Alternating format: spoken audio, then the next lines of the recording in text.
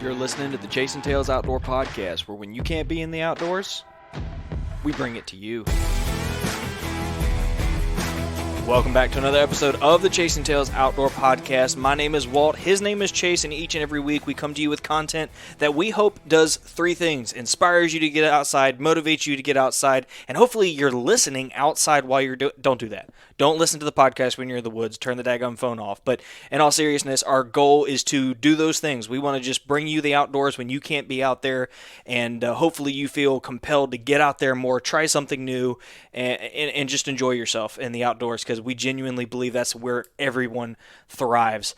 I am thrilled to be back on the phone with Chase. Life is starting to get a little bit more normal. Routine is starting to set in. I can see the light at the end of the tunnel and some odd, very brief milestone. That is my son hitting 6 weeks, 7 weeks. But dude, we're talking deer season. It is 51 days from the opener.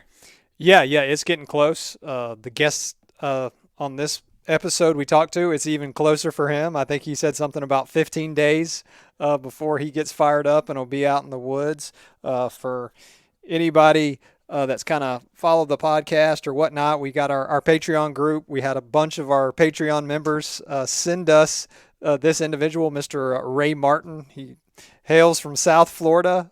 They all kept mentioning him. We're like, okay, we got to get this guy on. Finally got a contact that was able to get us in contact with him. And he didn't disappoint for this podcast. So I think everybody's going to enjoy it, especially our South Florida following that we have. They're really going to enjoy this episode.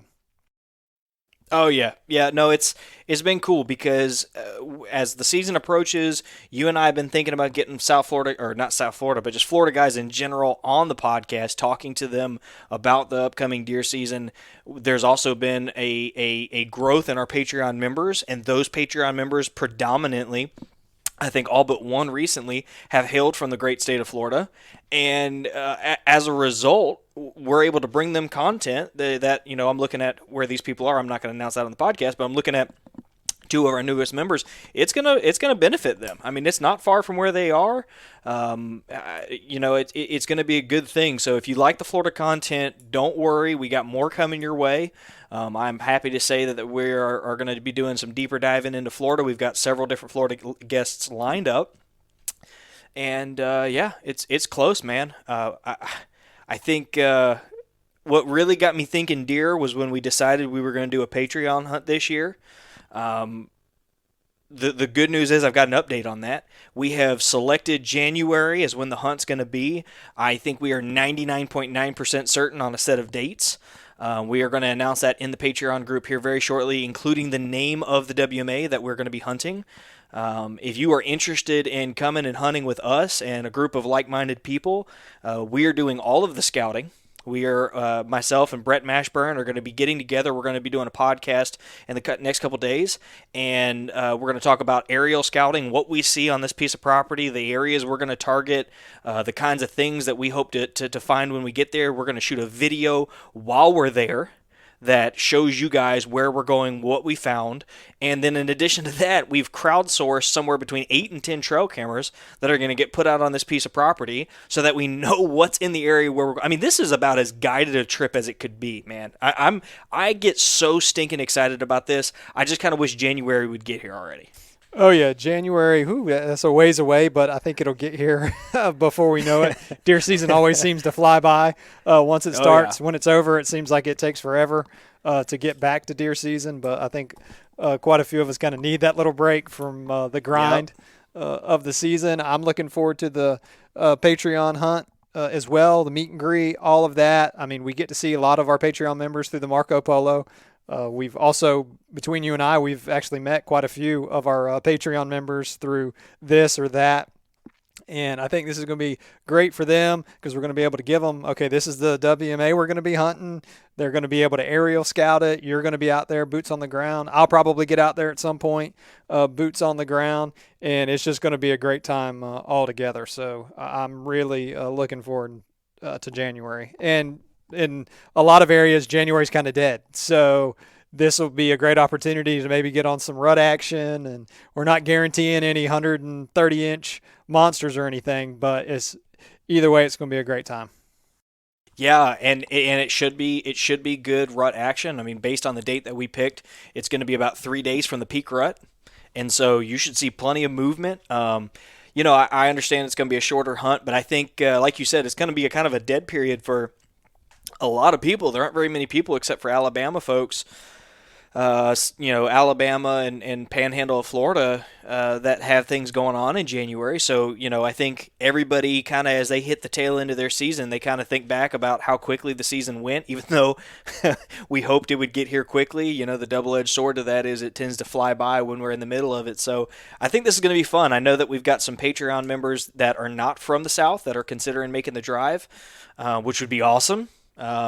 We've reached out to several people who we've had on the podcast who have been guests and said, hey, listen, you've always talked about coming to Hunt, Florida. What do you think about coming down? Now, I'm going to cut myself off there because I am prone to share details that have not been ironed out yet. I know this about myself. You guys know this about me.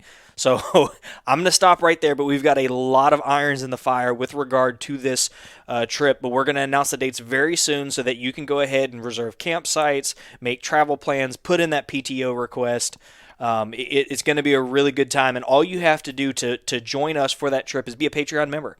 Literally, if you don't know what Patreon is, it is a crowdfunding source that allows us to do more. That money goes right into production. It goes into camera gear. It goes into gas. It goes into everything that it takes to put this podcast on, to scale this podcast.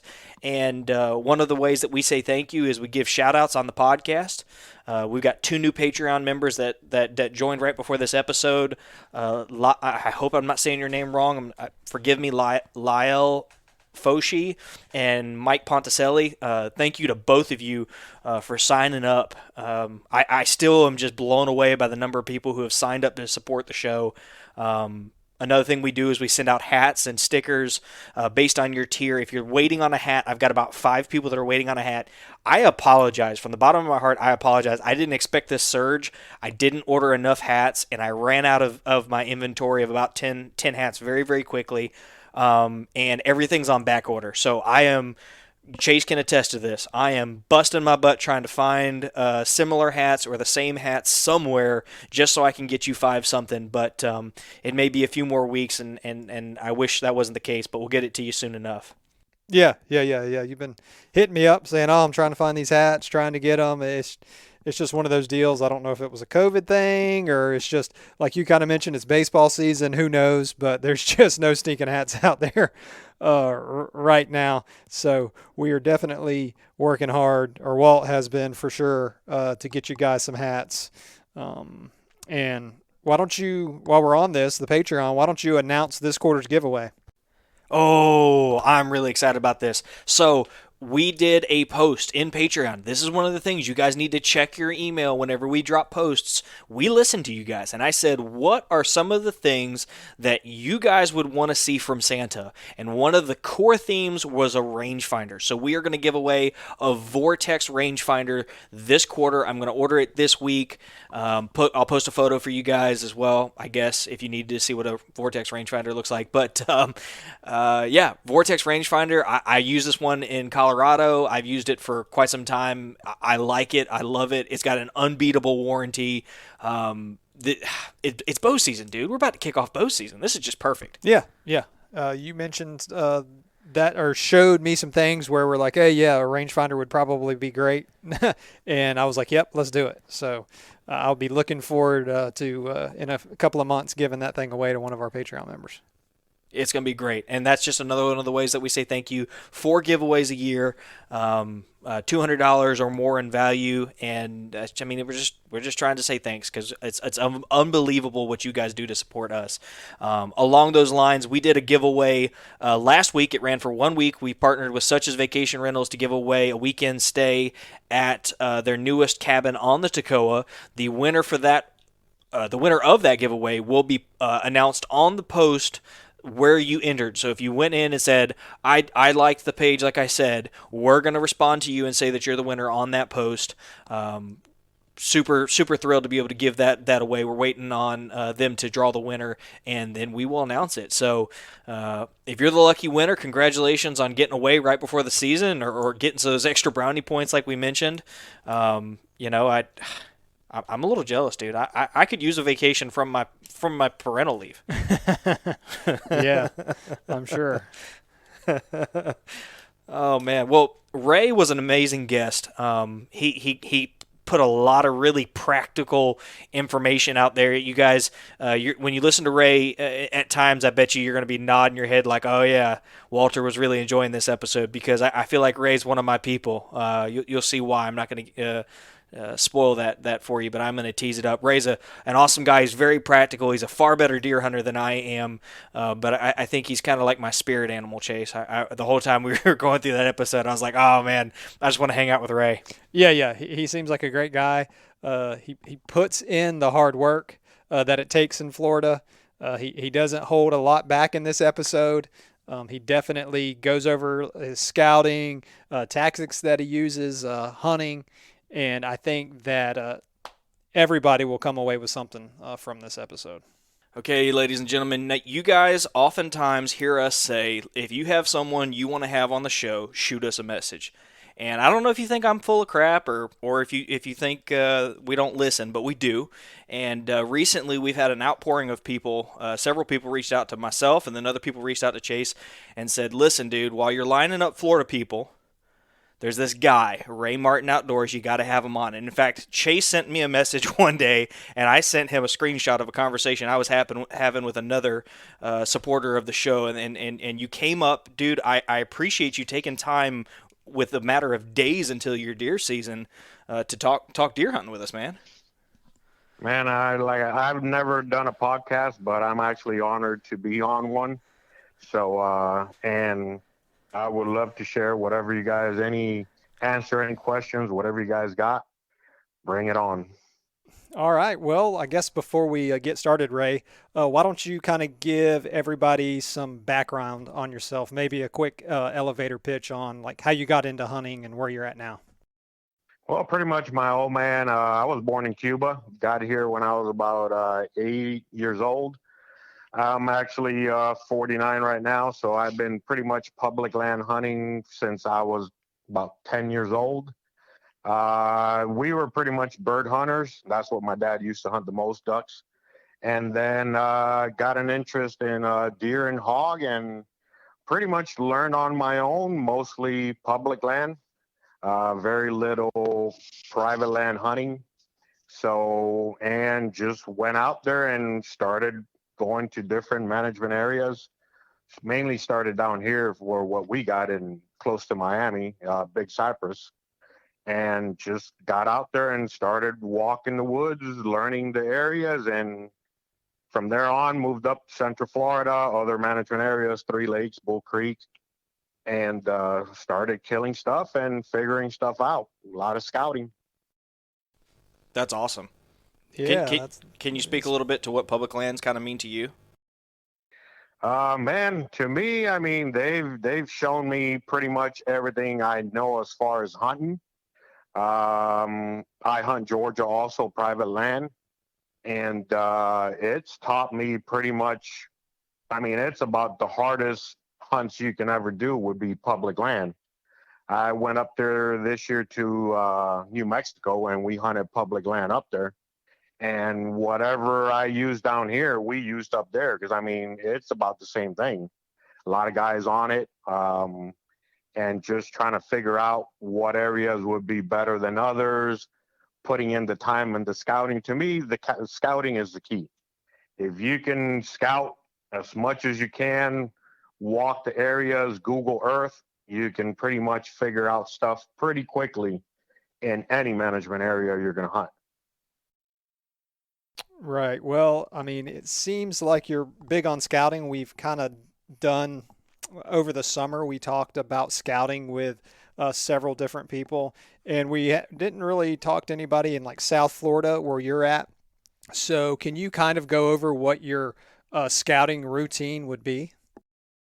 Oh, it all depends on my scouting is pretty much year round. As I'm hunting, let's say through turkey season. As we're out there actually hunting turkey, we're actually still scouting for deer and future whatever hunts we're going to do on there, whether it's turkey, deer.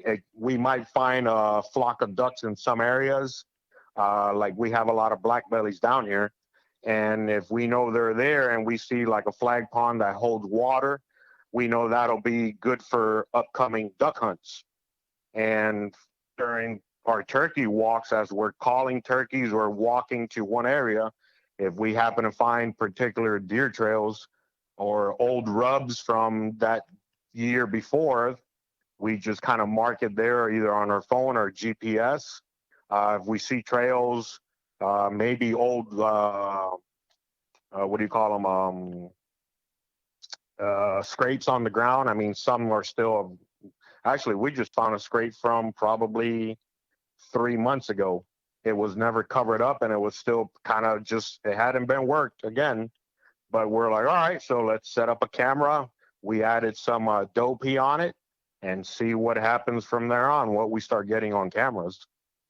And it just doesn't stop. I mean, we drive the roads, sit and from the roof and just glass different areas, watch deer as they come in and out from either cypress heads, pine strands, open fields, and see which way they kind of work, where they're just hanging out for the day eating, and then where they go back toward bedding areas. It's just an all day process. I was just wondering how helpful is glassing down there? Because I know like the areas and stuff that I hunt, there's some areas that you can kind of glass, but it's really thick in most areas. A lot of planted pines. Is it just totally different down there in Oh where no, you're hunting well, at? we have areas that you can glass for almost, I would say, almost a mile. So we just sit up there, either binoculars, spotting scopes, and just start glassing slowly through the whole field. We got a lot of palmettos and open pasture, some areas, and you can see for a good mile. And just sit there and just glass, glass, glass. And once you start seeing deers funnel out from one particular area, just kind of watch them, see where they're going, where they're feeding, where they're going to end up at. Some of them will just bed down in open pastures for an hour, 2 hours. So we'll just take another drive around wherever we're at, if we got access roads, and then work our way back and see if they're still there. And if they get up, we just see what their travel routes are going to be, what their in and outs are going. So that's what we kind of concentrate on, me and my son and whoever else is scouting with me. Okay. Well, that's it's a little more in depth and time consuming than I thought it would be. Oh no, I, well we were out there this we got out there Saturday morning. We were right at daybreak, and the first 2 hours we just drove the whole management area we were at, kind of getting a feel of what we were going to see. And once we actually spotted three decent bucks, and we just parked the truck there on a little shady area and just watched them for about 2 hours, see what they were doing and which way they were going in and out, trying to figure out where we would actually set up on those deers. And we actually got the ruts going on right now. I mean, it's kind of crazy. We have we our deer start rutting early July, and right now in one of the management areas is hot. I mean, there were bucks running everywhere, running does all over the place. And as I was trying to take some pictures with my Nikon, one of them lost a doe and he was going nuts trying to find her again. And she actually ran by the truck and we were just watching her 20 yards from the truck, just bed down. And this guy's just running a field back and forth, couldn't figure it out. So it was actually pretty funny just watching that. That's right. awesome. What's the deer population like down there? Does it change with those more open areas? Because it sounds, most of the South Florida folks we've spoken to, albeit there haven't been many, it's kind of, I don't want to say doom and gloom, but that the hunting's really tough because of a low deer density. Is that kind of true across the board? Uh, it depends on the area, but I mean, um, We actually saw on Saturday in two different management area, we counted 40 bucks and about 90 does. So I would say it's pretty good. Yeah. I mean, even in where we hunt in Big Cypress, the Panthers have done real good number population check there. Uh, but there is still deer out there. You just got to really work hard to get away, not as much as from people. I don't mind people at all. I mean, I use some hunters as to my advantage. A lot of guys think you got to go way in. I mean, sometimes we're hunting 50 yards from a main road. And as everybody's walking in, pushing, moving deer, they're moving back around and coming back to the main roads, and they're just standing there 20, 30 yards sometimes, or cruising the trails. What we see a lot of deer, as they hear the traffic, they just stick in within the 100-yard buffer zone, and they just stay there. When the vehicle passes, they get back up and they get moving. So we use that to our advantage, and it's paid out for me. I mean, I've been killing bucks from small to big ones. I mean, everybody wants a big buck, but I mean, I'm a public land hunter. I like to eat deer. So to me, it doesn't really matter.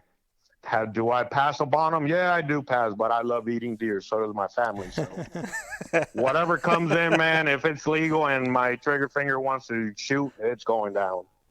I think Ray and I might be related somewhere in the family tree somewhere. No, I'm Ray. yeah, everybody wants a big buck. I mean, everybody wants the main goal is a big trophy deer to put on your wall or whatever you want to do.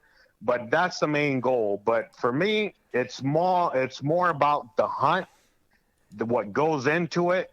If I was with my son, a friend, anything, whatever the hunt scenario played out, that's what determines for me the trophy, not the actual deer. I love it. So, I mean, I get upset when I see in social media a lot of people's like, well, it's not a monster. It's like, dude, don't degrade that animal. It's like you decided to kill it. I mean, to me, I in Cyprus, killing back then when spikes were legal, hell, that's one of the hardest hunts to do, and not a lot of people can actually go and hunt the cypress. And to me, that was a trophy. And it took a lot of sweat to go out and try to get one of them deer. So it's to me, it's not the animal. I mean, the antler size. It's more about the particular how that hunt went. I'm with you, man. Right. You're speaking to my language. Yeah, that it bothers me actually when I see it's not a monster. It's like, bro, it's like don't degrade that animal. It's like if it wasn't a monster, why'd you kill it? So it actually bothers the hell out of me. And I comment on most of them guys is like, hey, just if you wanted to kill it to you and meant something, don't say it's not a monster. Right. Makes sense. Well, with your scouting, do you feel like your preseason scouting helps you more, or maybe your in-season scouting? How much in-season scouting are you doing as well? As we're hunting, we're scouting. We normally start August 6th down here. We pretty much start from the end of May, probably 3 times a month going out and checking areas, moving cameras. And but as we're hunting, we're scouting. That's one thing we do. We could be walking toward a stand and we see a rub or see a rub line, a new rub line. And I mean, if I'm near that area and I think this might be better, I'll pick up a climber I got in my truck, go back to the truck, get a climber I have spare, and just go sit there, randomly sit there. And that has paid off more than anything else. Right. That random sitting has paid off for me more than and whatever I think would have been the best area. Sometimes you got to go with that gut feeling. So as we're hunting, we're scouting. That makes sense. What are you looking for when you're out there scouting while you're hunting? Are you looking for hot feed sign, scrapes, Basically, well, rubs? for feed for us, I mean, it's all green down here. Some areas that we do hunt does have acorns, but it's just mostly green shrubs and flag ponds. So food could be anything out there. So basically, is what we look for is trails, funnels. If we're hunting a cypress strand, we kind of walk the edges where pines and cypress meet and see what trails are moving through, what has more tracks, and that's what we mostly like to sit on, or on edges of flag ponds. Those deer love going on those flag ponds and eating all the new greens coming up on it. But the scouting never stops, man. That's one thing as we're hunting, and if we see we're up on a climber, we see does or a buck come out, maybe 300-400 yards. I mean, some guys will probably say, "Well, we'll move the stand for the afternoon or tomorrow." No, I'm gonna get down and try to stalk my way and put an arrow or muzzle loader or a bullet in them. That day is going to be the day. For tomorrow, I mean, our deer don't walk the same trails always. So I'd rather try to get that done today than leave them for tomorrow. Oh yeah. If you're walking through the woods though, and you're looking at a bunch of different sign, what's like the ideal scenario for Ray? Like, if you had to paint the picture for the kind of sign that you're looking for, that you're going to set up immediately, just immediately, what does that kind of look like for you? Oh, I mean, our woods are different, but let's say we got cypress and pines, pretty much against each other. Basically, I'm going to sit. If I'm walking down the edge of the cypress and pines and I see a couple fresh rubs and a good deer trail, I'll probably just hang my climber within 20 yards and sit there. Now, if I'm stalking, I mean, that's a whole different ball game. That's just pretty Sure. much random, find the wind in my favor, kind of look on Google Earth and kind of see where the area, what's what, and just stalk my way through the woods. Archery, I do a lot of stalking for the areas I hunt. I mean, that's a scenario. It's a lot of pasture. So we just do a lot of glassing from the roads. Once we see the deer, kind of figure out where the wind's going, what the terrain looks like, and put a stalk on them. I mean, sometimes it takes a belly crawl, sometimes regular walking to around like an oak head and try to get up in front of them. So it just varies depending on the area. I was just saying, is it easy to identify bedding areas, or they just bed anywhere, kind of like they do up here? It's kind of like anywhere, man. I mean, it's just random. One day we'll see them bed in one area, and then the other day they could be a few 100 yards away. So bedding area and feed where they feed is just completely random. It's like they just wake up one morning and decide to walk and say, "Hey, we're gonna go over there and feed over there." And then they're walking and they're tired. They're like, "Well, we're gonna go bed over there." Right now, I just had one of my cameras I had on Sunday morning.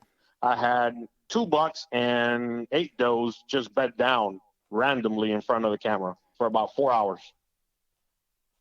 And I'd never seen them bed there ever. Right. They just found a shady area for that morning and they were there for at least 4 hours, just cameras taking pictures and pictures. And I'm watching it through my phone. I'm like, you gotta be kidding. But it's fun to watch them pictures. Well, Oh yeah. if you think about it though, like with the picture that you're painting, where there's like no preferred food source per se, it's a lot of browse. I mean, man, I immediately think that's got to be brutal. And the fact that you're saying that they kind of get up and do whatever the heck they want to, it sounds like that fresh sign is almost like if you're finding fresh sign, you've got to be close to the deer, and that kind of is like your telltale. You're Yeah, always trying to catch up to them. the fresh line, it's pretty much the main goal. Like let's say I'll be walking mid in the afternoon to go sit somewhere, and as I'm going to what I normally would think would be the best spot that I've seen a lot of deer, as I'm walking over there, I've seen, let's say, fresh deer tracks.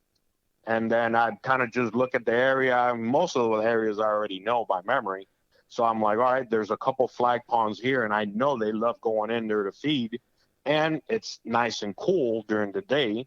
So I'm like, well, instead of walking another quarter mile, I'm like, that tree right there, and sit there. And I've done, like I said, very good with that scenario. Just random sitting Mm-hmm. on fresh sign. Yeah, I could see that. I wonder, Chase, have you been able to apply any of that kind of in your area? Because we kind of have a low deer density here. It doesn't. I think the fresh sign is kind of a quick indicator that they're in the area. I don't know that I've ever tried to just find the fresh sign and set up though. Yeah, I've done that before where I went in, scouted, or I was walking in, and then I saw this one area and it was just tore up with a fresh sign. It wasn't super far from where I was hunting at, but I was like, well, it seems like they're here. Random setup, found a tree, like Ray said, within about 20, 30 yards of where I was seeing all the sign, and it wasn't long, and I had a buck coming in that I ended up shooting in that evening, and I've also done it in the morning time as well. Just got there late when it was going in, had an area where I thought that I wanted to set up. And before I got there, found just like I said, fresh sign, fresh scrape, or some rubs or something set up, and had deer funneling back through. So I mean, it definitely works. Oh no, it does. It does work. Most of the areas, let's say, like some of our hunts are start on Friday, and I mean, I got to work sometimes. I mean, I wish I could hunt every day, but that doesn't happen. Somebody's got to pay some bills. That's right. Right. So, but like, let's say I'm gonna hunt. Let's say I apply this a lot in Dupuy. Normally, I'll go out there and hunt started on Friday. I can't make it. So if I try to get there Friday afternoon, that afternoon, instead of just sitting on my climber, I'll just do a quick drive, glass to some areas. If I see some deers, then I'll go in there and do a quick walk around and kind of get a feel for the area. If I find those fresh tracks I'm looking for, then I'll set up my climber. If I don't find any of that, because let's say, I mean, you could have just drove around and it's pretty crappy. So I'm not gonna sit there and just throw all my time there. So Saturday morning, I'll do the same thing, just slowly creep around and kind of see, get a feel for the area, find some rubs, find a couple nice fresh tracks. Then I'll set up my climber and hunt the rest of the hunt right there. If I need to move because it's nothing's going on, I won't hesitate. I'm not going to sit 2 days back to back without not seeing anything. I'd rather just pick up my climber, randomly walk another 100, 300 yards and find some set of tracks and get back on that climber and see what happens. And that, like I said, that does pay off a lot for me. It kind of feels like you're hunting hogs. What you're describing is like how I go about because your hogs don't get up and go from their bed to in on TV they get up from their bed, they go to the food source, they browse around for a little bit, and they go back to their bed. And it feels like kind of in your neck of the woods they're just kind of nomadic and bouncing around, kind of like everybody treats hogs. And I wonder if people applied that mentality, if things would be different for them. I mean, for hogs, we look for a lot of wet stuff, and our Sure. deer down here don't care for wet stuff either. I mean, I've seen bucks feeding in flag ponds with the waters neck deep. So, and people's like, well, I think the higher the water, the better it is for our hunts. It keeps them out of the cypress, heads inside. They bed in there, but it definitely, they got to come out to feed. So that's what we try to look for too. Waters, our deers are not afraid of water. They love that. So, and it's a way for them, they can hear you coming.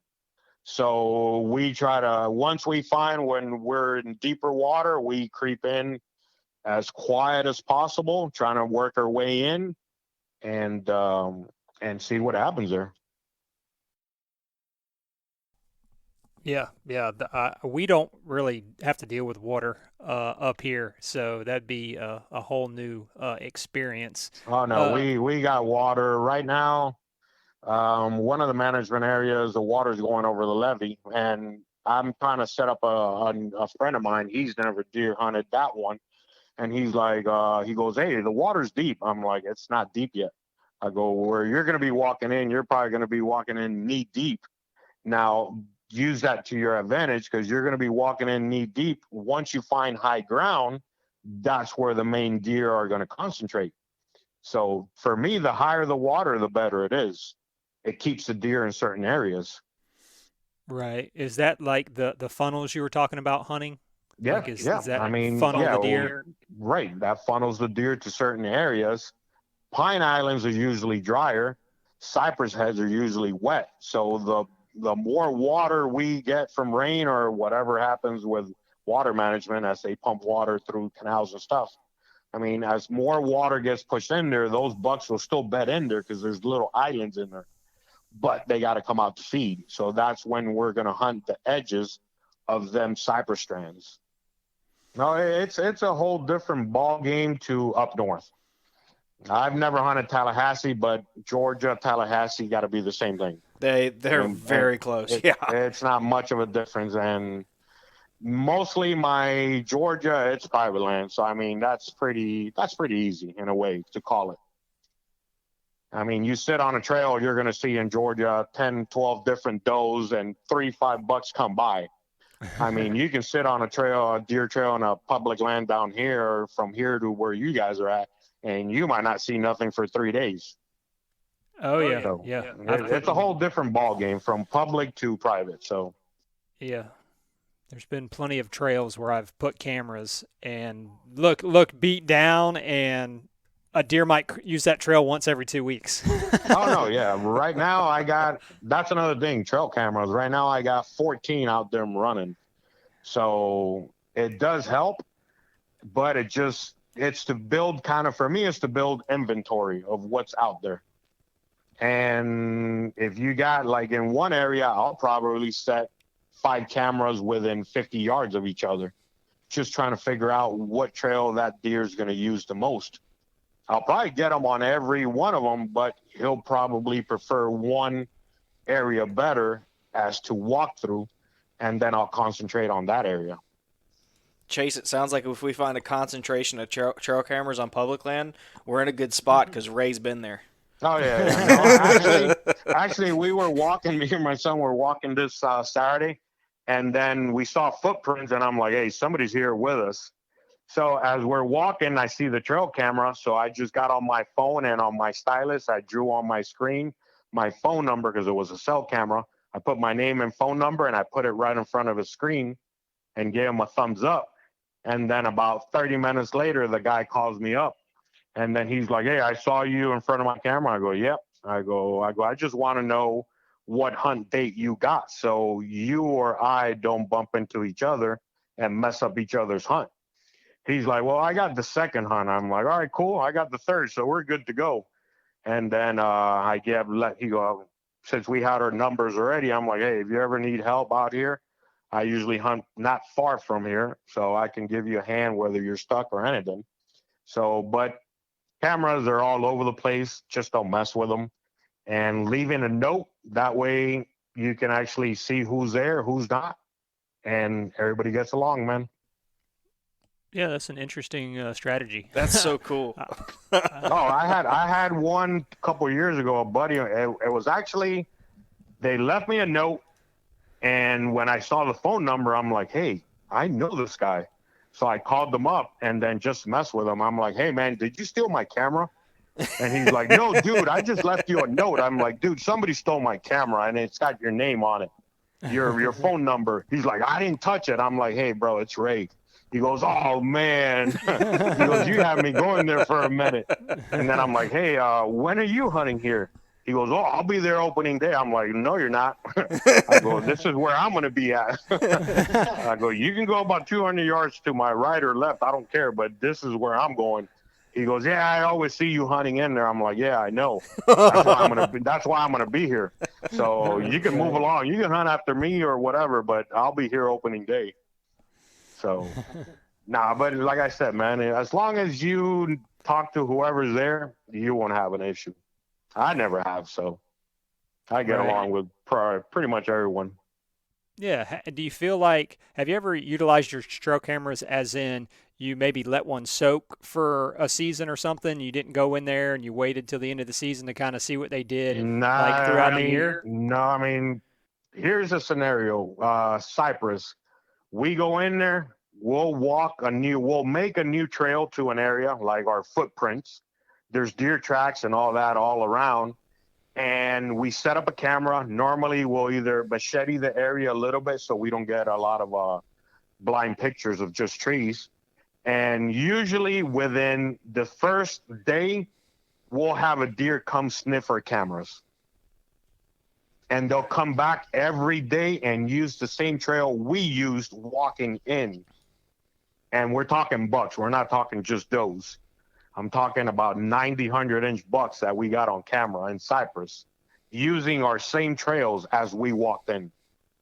What it is, I don't know, but they're smelling. You can see noses and ears right on top of our cameras. So, and when we check them, that was before cell cameras got cheaper. We would check them probably once a week. And I was running about 12. Another buddy of mine was running about 14 within probably 500 yards of each other. And the deer never seemed to mind. But we get a lot of rain also. So our cover scent would probably be washed away that same afternoon.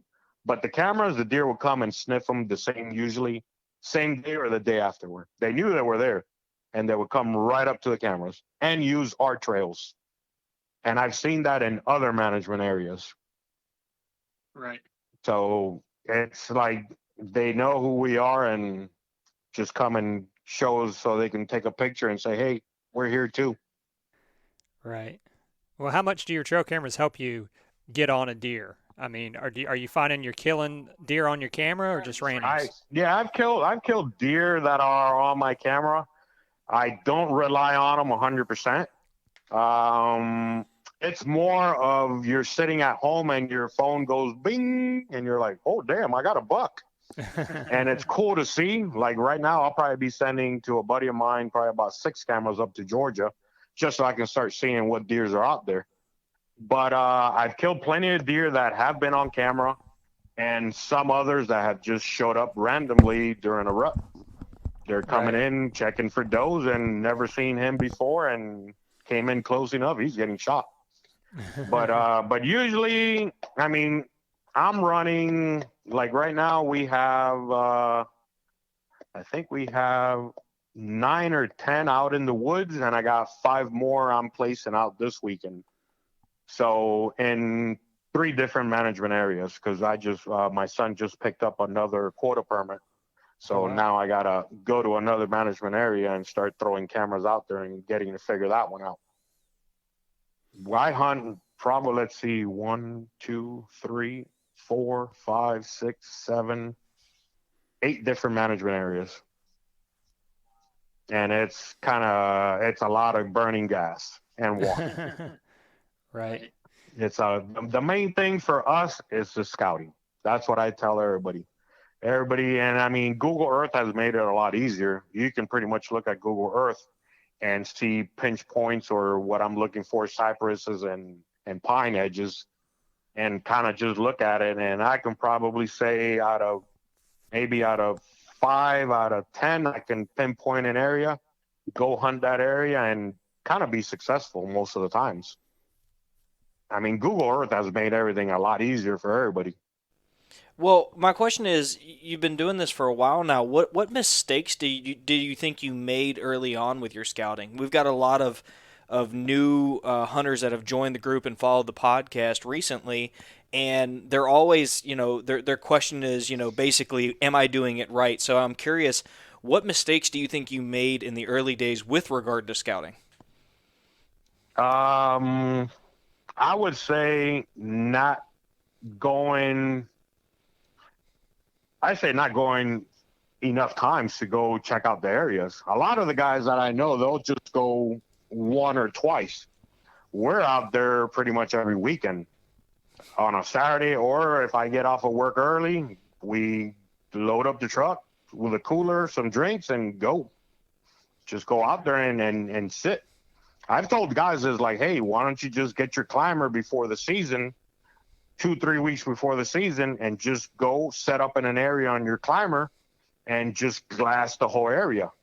They're like, well, what's that going to do? I'm like, well, you're going to see deer from far away, and you can then go to that area and check that out. Mistakes. I mean, we all make mistakes from even now. But I mean, it's just don't really know how to put that one, but it's just go out and scout, man. I mean, you're gonna bump deer no matter what, anywhere you go. Bumping them, it kind of pushes them out for maybe a day or two, from what I've seen where we hunt, and then they'll be back again in there. So I just say go and get out there, man. Get out there and put your time in. Bottom line. So the wrong way is not doing it. The wrong way is to stay home, man. Yeah. I tell everybody is like, hey, you're not going to kill something from home. So I just talked to a buddy of mine about 2 hours ago. He's like, hey, what are you doing on Saturday and Sunday? I'm like, I'm scouting. He goes, where are you scouting? I go, I'm scouting the same management area. He goes, you've been there 6 times. I go, yeah. I go, and I'll be there till the day before it opens. I'll be there that afternoon figuring it out. He goes, where are you hunting? I go, I don't know yet. I go, I'll know that Friday morning when I'm out there. It varies. I mean, I've been driving to one area, and then all of a sudden I'm like, you know what? That other 8-point I saw, I'm like, yeah, let's go over there. And my son's like, really, man? We're changing everything? I was like, yep, we're going somewhere else. And or there's 2 trucks in one area. You got to have your A, B, C, D, E, F. You got to have all them options open because it's all public land. You could have 2 guys parked there. I don't want to be the 3rd guy. So drive to your second spot and or come in a different way and try to use them guys that went in, if you kind of know where they're at, to your advantage. That's the next one. Right. That's the next one. And I've done that many times and it does work. Let them push the deer toward you. You know, you kind of spoke about that early on when you said, you know, you're hunting 50 yards off the road, and I immediately thought of some like areas that are heavily pressured, and I kind of avoid altogether because you quote unquote can't get deep because everybody right, let me give you a scenario. Do it. You're driving down the turnpike. Where do you see the deers? Side of the road. Right on the side of the road. All right, you got one thing. You got perfect cover for noise. You can bang that stand trying to put it on that pine tree as much as you want. You can be up there doing whatever you want, and they're not going to be minding none of the noise because they hear it all day. You'll have guys driving by in motorcycles blaring music nonstop. I actually hunted one particular area that we were allowed to check in and come back out and hunt from any side of the main roads. And then one year I just said, I was like, hey, man, every time I drive by here, I see deers. I'm like, I'm hunting there. So I went, I set up my climber. That first morning, boom, I shot an 8-point. I'm like, sweet. About 30 minutes later, here came an unmarked truck, and it was actually FWC. The guy drove by me because he saw my truck there and grabbed my tag. Then I guess he looked up his info and saw that I had a permit. Whatever, that went on. He went by. Hour later, I dragged the deer out. I go to the check station. The guy's there waiting for me. He goes, I finally got you. I go, buddy, you almost got stuck on the side of the ditch there when you were trying to get my tag number. He goes, you could see me? I go, I was 50 yards from the road. You didn't hear me laughing? And he's like, really? You can? I go, yeah. I go, I was waving at you. He goes, why'd you decide to hunt there? I go, nobody does. I go, and where do you see most of the deers when you're driving by the road? On the side of the roads right here.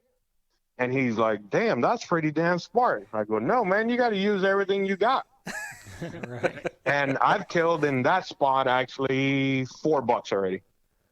Same tree, same area. Wow. Yep. And nobody hunts it. Wow. Nobody even thinks about it. And I'm the one there, and I've killed 4 bucks out of there. So just got to think outside the box, man. Yeah, I can think of a couple of places, Chase, right off a certain road near my house that are kind of like that. Oh, yeah. I've mentioned that to you multiple times. I know. Yeah, you got to try sometimes just randomly sit somewhere or think like what would a deer do? As everybody's driving in, pushing everything in, just sometimes near a main road, that's worked a lot of times, man. Or let a lot of the guys drive in and then you just sit back and sit in the truck and just kind of wait. I do a lot of stalking, so that's a whole different thing. But stalking and glassing for me, that's pretty much key, especially in archery for what we got down here. So most of the times I'll wait till almost daybreak. In archery, I'd barely sit on a climber in the management areas, in certain management areas. I'll just wait till almost daybreak and then just let everybody drive in, do their thing, and then I'll start driving slowly, glassing the areas, and start seeing what deers are doing.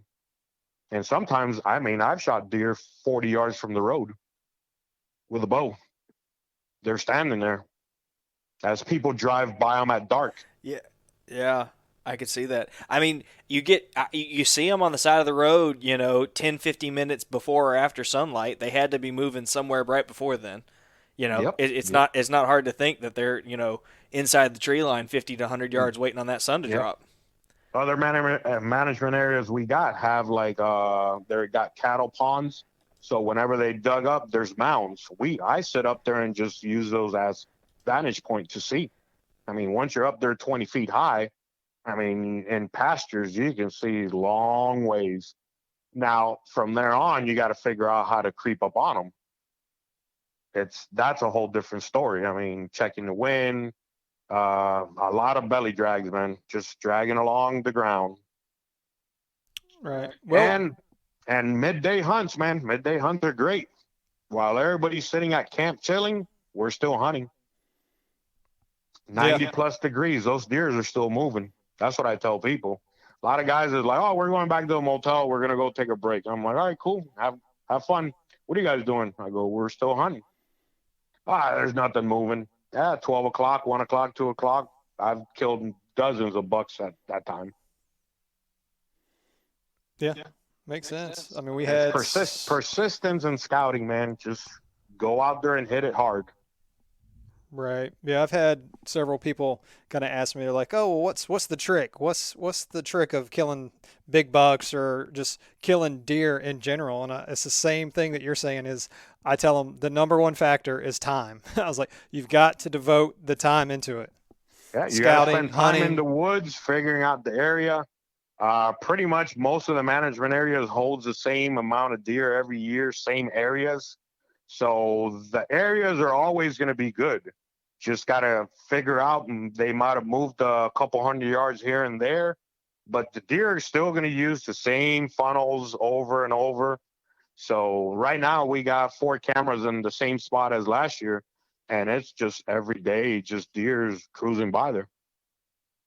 I can probably just sit there blind without even knowing what's on camera, and I would say out of 2 sits, one of us will kill a buck because they're there. It's constant always. Have you ever not tagged out in a year? Well, I guess that's kind of a unfair question Well, because only recently. before we had no limit, Uh huh. my average has always been $4 to $5 a year. Uh huh. The most I killed 1 year between bucks and a couple of does I shot at a friend's private land. That was nine deer Oh wow. in Florida. Yeah. And since we would started with a five deer rule, I mean last year I killed $5. And most of the areas I hunt, it's only bucks only. Right. So, and I got the kid tagging along, so he's got to shoot too. So, Uh huh. gotta. Sometimes you give him that opportunity, and he screws it up, and it's like, oh damn, I could have gone after that one. So, we had that happen opening day last year, and I'm looking at him, I'm like, dude, you screwed that up, and he's looking at me like, oh damn, this ain't gonna go good.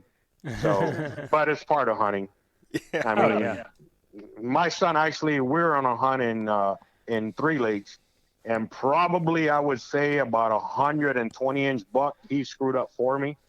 And to this day, he's like, "Hey, remember that hunt?" I'm like, "Yeah, I remember that one." I'm like, "Yeah, I remember." He was about 6 years old, and we saw the deer, and we are creeping up on him, and he slid on a mud bank, and just when he hit the ground, he's like, "Daddy!" I'm like, there goes the buck. And then when he got up, he's like, "Is the buck still there?" I'm like, "No, man, he's long gone." And I was like, "I can actually kill you." And I was like, "Oh man, you just screwed that one up." And every once in a while, he's like, "Hey, remember that one?" I'm like, "Yeah, dude, I remember." I'm like, "I'll give you a payback one day." Exactly. Nah, but yeah, it's fun. I hunt with both my kids, and it's fun. And I love hunting with new people, man.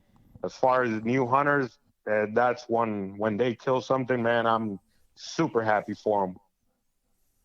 Oh yeah, yeah. We have a lot of new hunters, and it's kind of good to see their progression and stuff that they're learning. And we have a group where they can kind of come on and they kind of go through their scouting routines and things like that.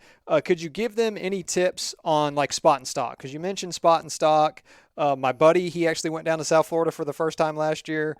That was one of the strategies that he was like, "Oh, I need to incorporate this the next time I come down to South Florida." So, is there any like tips or tactics you can kind of give us? Spot and stock is basically sometimes it's like trial and error, but mainly check the wind, check the whole area around you first, glass it real good.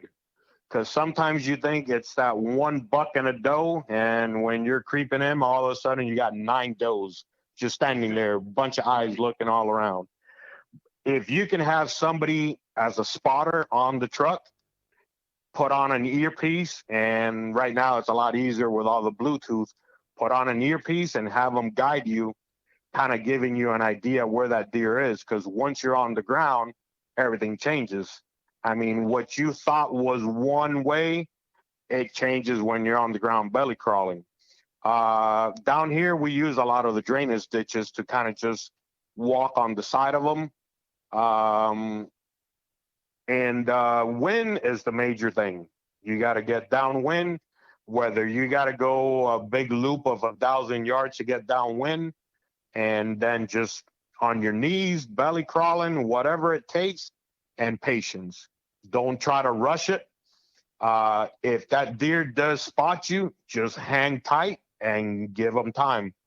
Our deer are, I don't know about you guys, but well, you guys don't do much stalking up there, but when they see something, they get real curious. And I've had bucks actually, they know I'm there, but I'm hiding behind a bush, and they just decide to creep in another 5 yards, 10 yards. And I've had them at 15 yards just staring right at me. And at that point, it's just sit and hold and wait till he moves his head for something else and draw and try to get a shot on him. Right. Yeah. And another thing, leafy suits. For us, for me, I depend a lot for my stocks on my leafy suit. What's your favorite brand? That way, if any wind's blowing, that as that suit's moving, and it breaks out the pattern of and camel pattern, it doesn't really matter, man. I mean, sometimes I'll hunt in jeans, but a leafy suit on top, it's kind of like money for me. It works great. Okay. Yeah, yeah. I've utilized spot and stock up here, like just sitting in an area. I've seen where like bucks run a doe across an opening 300 or 400 yards away. I don't have a shot or anything, and literally have gotten down, made it to where I'm like, they're going to make it to this road over here. Hauled butt to the road, went down the road to where I think they're going to come out, and sure enough, doe pops out.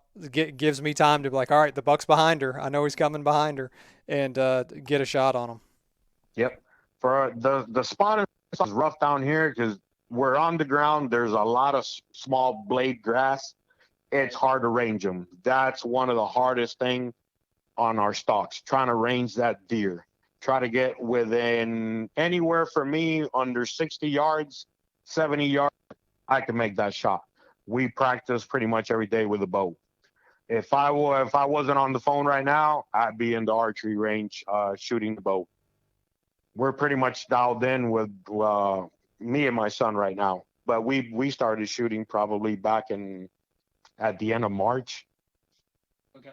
2-3 times a week. That's another thing. Practice, practice, practice, man. So Like a lot of guys are like, hey, we're going archery hunting. Oh, it starts next week. Oh, to bring out the bow. It's like, you just started shooting and you're hunting Saturday. It's like, yeah, that's how it work, man. Yeah. And we practice all the way with our bows to 90 yards. That's a I poke. mean, if you can hit at 90 yards, you're going to be very well effective at 20 to 50. Mm-hmm. So that's one thing I tell people. A lot of guys are like, well, I don't shoot anything past 30 yards. I'm like, great, man. I have nothing. You're good to go. But we practice all the way to 90. Ethical shots. I mean, I've had deer jump string at 3 yards. So anything can happen. Hit a twig and arrow deflects, hits the wrong gut, shoots them. So anything can happen with a bow. But we practice all the way to 90. And at 20, 30, 40, 50, 60, I mean, we're money. If you can hit at 90, at 20 yards is like a walk in the park. So what you're saying is it's a bad thing that I just dusted my bow back off for the season, huh? Yeah, man, you're a little late. Yeah, you're a little late. Actually, I had my string was going bad. It's on my Hoyt. That's probably it's 3 years old. And then I'm like, damn, I got to get a new string. I'm like, man, I got to get a new string a month before. And my buddy down here got me the string, set it up, but he's a top-notch bowman. I mean, that's the only guy I take my bow. And I was dialed in again within a couple hours. But changing a string a month before the season, I'm like, oh, yeah, that's going to suck. But just going out and just every day we're out there in the archery range. I mean, I'm only 10 minutes for it. So, Okay. and shoot all kinds of different angles, not just that broadside. Stalking doesn't give you that option all the time of a broadside. Most of the times you're trying to come in from the deer from behind, and you're going to have some hard quarter shots. Like, I mean, real hard quarter to them. Like, you got to put that right through the gut so you can come out right through the chest. You're going to go right through both lungs. That deer ain't going to go nowhere. But you do get a lot of weird angles as you're trying to put a stalk on them down here. And you definitely got to come in from behind them. You're not going to walk directly at them. So, or if you see which way they're going, if you can cut them off and then just wait and be patient. Patience for stalking is the key. If you rush it, I mean, sometimes we rush it because we have the cover. But if we don't have the cover, just patience and crawl another 20 feet and wait and see what happens. If he's kind of looking at the whole area, just let him go back to feeding.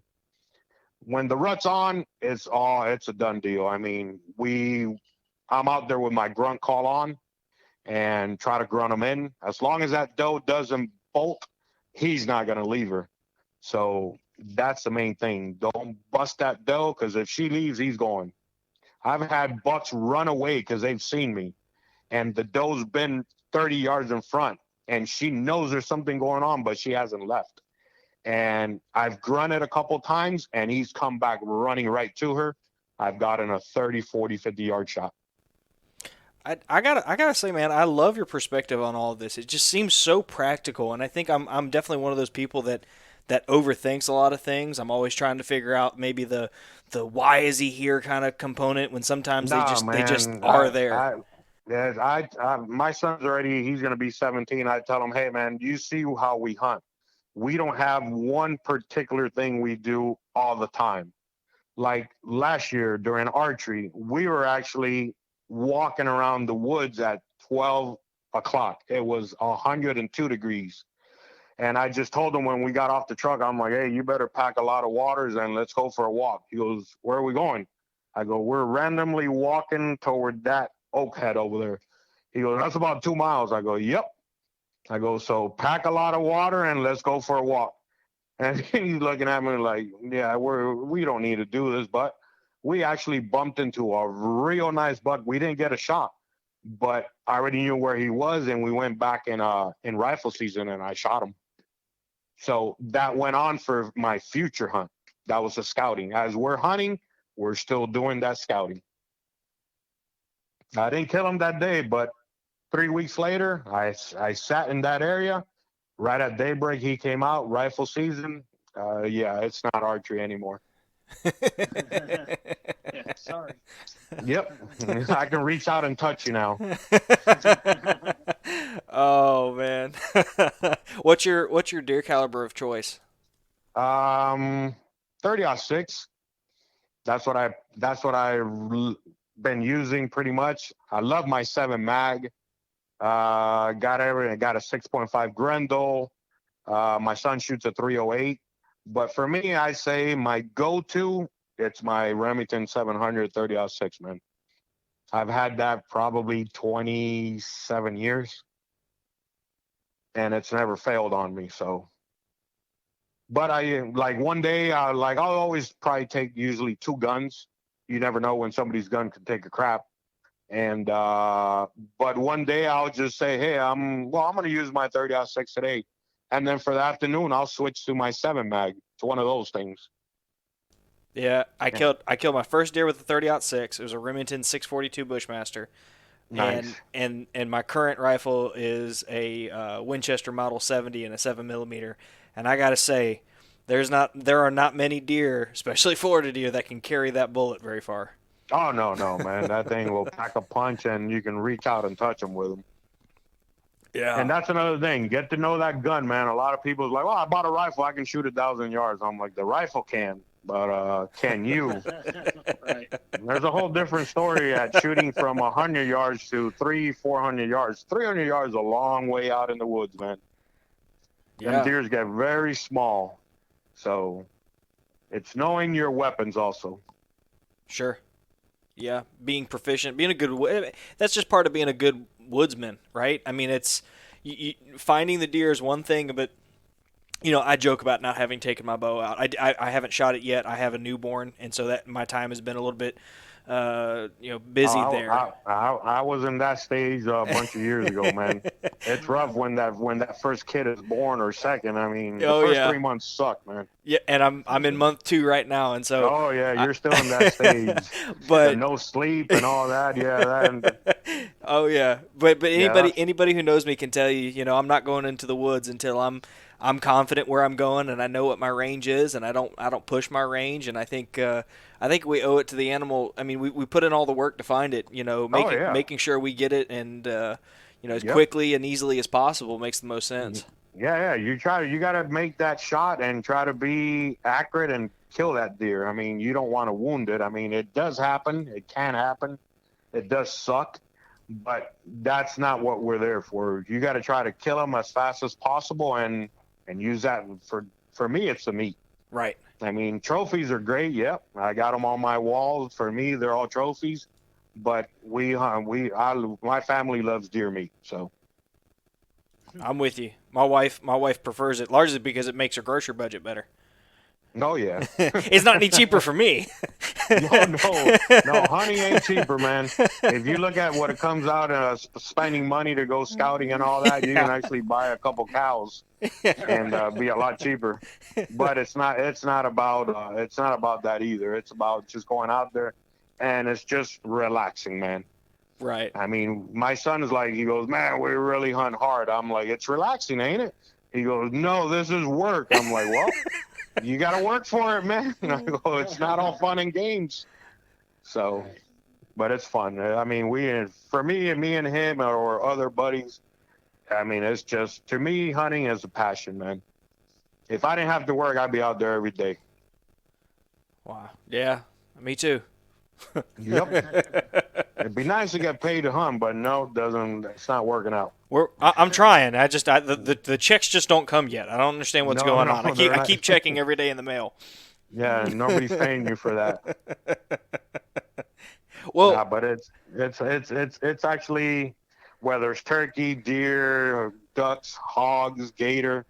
I mean, we do it all. So we're out. We're busy. We're usually hunting from August till end of May. So we don't stop. Right. Only Christmas and Thanksgiving give some time to the wife and kids. Well, the kids know. Both of my kids go out there with me. So, and the wife does too. So Okay. it's a whole family thing. That works. Yeah, man. yeah, man. Even That's though the wife gets on your nerves every once in a while when they're out there with you, but hey, it does work. So Yeah. Well, I've got a question for you, kind of selfishly here. You know, I'm in month two of raising my next generation of outdoorsmen. I've got a little bit of time ahead of me, but you know, you kind of talked about how you approach, you know, motivating your kids and out there. I mean, what to you? What's the right way of how do you handle getting your kids in the outdoors, making sure they enjoy it, but also they learn it the right way? What's your tactic?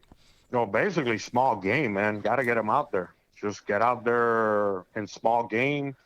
Deer hunting's boring for them, so don't take them out and sit them on a deer stand for 5-6 hours because it's going to be real boring. Then they're going to say that kind of sucks. So small game would be go out there and with a pellet gun. Mine started with a pellet gun. We would just walk the woods and sometimes shoot at a can, get him into something so he's not bored. If he's bored, he's gonna hate it. My son was out in the woods when he was already 2 years old, walking around, scouting, turkey hunting. And turkey hunting is a little bit more. We run and gun, so it's Sure. more of a moving, not just sitting all day like on a deer stand. So it was more of getting him out there. But then we were walking down the trail and then we saw a cricket, and now we got to sit and watch the cricket for 20 minutes as a bird's gobbling down the road. And then I'm like, dude, we got to get going. He's like, oh, look at the crickets. I'm like, I don't care for the crickets. But we did that many, many times. That's awesome. But yeah, get them out there and BB gun and shoot at a couple cans, go for squirrels. And small game is the beginning, man.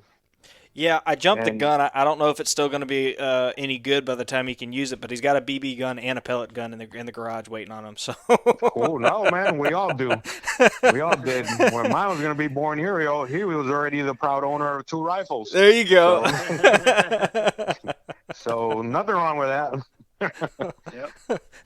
Oh, he had a bow before he can even pull it. So That's right. no, man, it's great to get them involved, man. That's the future. Keep them going. Keep our sport going.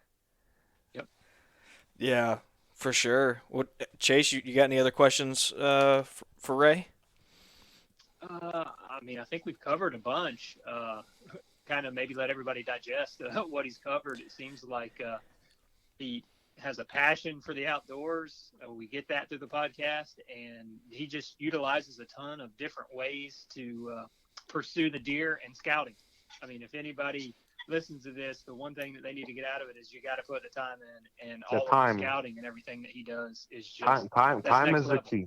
Time is the key, man. That's what I tell everybody. I get probably about once a week in Instagram, or especially now that permits are coming out, people's like, hey, man, I picked up this WMA permit. What do you think? Is it worth it? I go, man, every WMA has deer.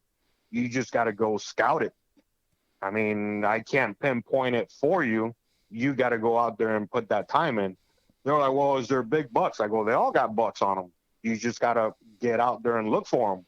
It takes time and a lot of time. Time is a lot of scouting out there, man. A lot of walking. Utilize Google Maps. That I do. I use that. I mean, you can actually use in some areas drones. That's another key. Drones, man. Drones do work. I've used them before. So just sitting in the truck, I didn't want to walk that 3/4 mile. I would just sit in the truck and fly that drone over that way and see what it kind of looks like. Play it back in my phone, and I'm like, all right, it looks pretty cool. Let's go walk it. That's you got to awesome, use man. all the tools you can. That's awesome, man. Well, so I've got one question for you. I've been bad about it here lately, but I tend to wrap up every episode with this question. I have not prepared you for this, but are you ready, sir? Yeah, shoot. Okay. All right. If you could go back to the earliest outdoors Ray, let's stick with deer hunting. The earliest deer hunting Ray, and impart one singular piece of wisdom that would have changed the course for you as a deer hunter, what would you go back and tell yourself? I would say go out and walk the area as much as possible and try to figure it out. Not be lazy. I love it. Walk that extra 100 yards, 200 yards. Like I just told a little bit previous when I told my son, I was like, hey, pack a lot of waters. We're going to go for a walk. And he's like, all right, where are we going? I'm like, oh, we're going to go that way. And then when we get there, I'm like, well, let's go to that other one. He's like, and he's looking at me like, man, we're really keep on walking in 90 plus degrees. But that's how we get to learn the area better. So the more time you do that, before when I started was just, all right, I'm going to walk this and this is where I'm going to hunt. No, just push that extra persistence. I love it, man. That's my key, man. Persistence gets it done. Don't give up. Even if you lose a stalk, I had one last year. Last year, I saw a buck from the road. He was 1,000 yards. I told my son, this started at 4 p.m. I go, drop me off right here. I go, keep on driving and see if you can find one. Because for him, he wasn't going to be able to do it. Not to his capacity. So, and that's another thing. On my kid, I tell him, all right, this is for you or it's not for you. If I don't think you have the capacity to do it, I'm not going to tell him to do it. I mean, you got to work your way up. And on that deer, I started at 4 and I shot him at 7:30 with a bow. But I lost the stalk. He busted me at 30 yards. And I lost the stalk. He ran about another 400 yards out of view. I could have gone back toward the truck, or I could have kept on. I decided, you know what? I'm going to go around that head, see if I still see him there. As soon as I went around the oak head, he was standing there with a doe. And it was back again to pursuit. I creeped up and I shot him at 54 yards. That's awesome. But that is persistence. That's my key. That's my key. Don't ever give up. That's right. For whatever it is, just push hard, man. Whether it's deer, for deer mostly. Turkey, kind of the same thing. Don't give up. That's awesome. Well, Ray, dude, I appreciate you taking time out of your day. I feel compelled to go out and shoot my bow. I got to go take care of my son, help him get bathed. But maybe I'll turn on the floodlights and I'll shoot a couple arrows just in honor of you being on the show. Cool, man. Glad you guys had me there. Like I said, this was first podcast, and a couple buddies is like, I don't listen to podcasts. They're like, well, I was like, dude, I'm pretty much self-taught. I was like, and then Brandon was the one that he told me that he was going to call you and all that. And then when you called, I'm like, oh, Lord, here we go. I'm like, what's this going to be about? That's it, but man. It's definitely fun, man. Yeah, no, seriously, it was great. It was great to have you on, man. And hang on one second. I'm going to wrap this up. We want to chat with you afterwards. Guys, it is time. Whether you're in South Florida, anywhere in the Southeast, the season is rapidly approaching, somewhere between a matter of days to 6 to 8 weeks. The season's going to be here soon. If you don't have trail cameras out, get them out there. If you haven't shot your bow, go shoot your bow. And if you haven't listened to every episode of the Chasing Tails Outdoor Podcast, what the hell are you waiting for? I guess in the end, the only thing that matters is the same thing we say with every ending of every episode. No matter what you do for the rest of this week, get outside and enjoy the great outdoors.